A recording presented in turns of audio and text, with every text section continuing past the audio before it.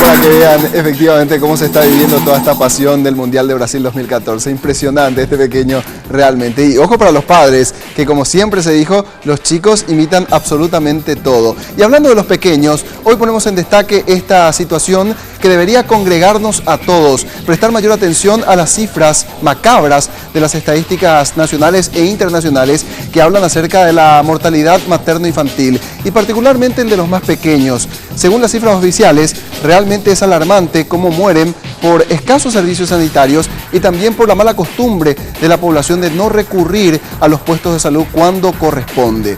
Hablamos de algo que sorprendió esta mañana.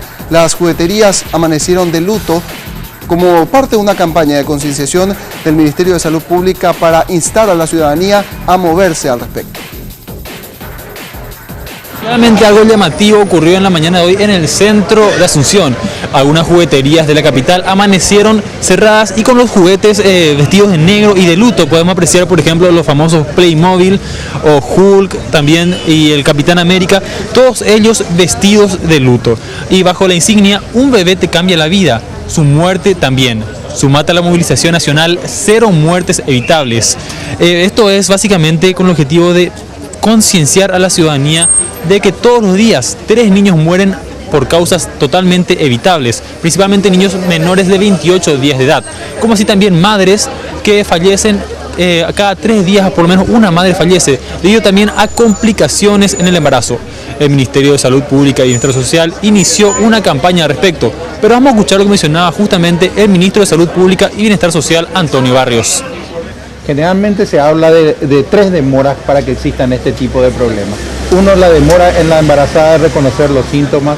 Otra, la demora en llegar a los servicios de salud. Y la tercera es la demora que sufre la embarazada a ser asistida en los servicios de salud. Eso complica mucho y pone en riesgo la vida de muchos recién nacidos. Por eso se producen muchas muertes neonatales y también maternas. El funcionamiento es el hecho de que todos tomemos conciencia de que a una embarazada tenemos que prestarle atención y ayuda, ¿verdad? Ya los servicios de salud van a estar preparados, especialmente en estos departamentos donde están fortalecidos, para una asistencia oportuna.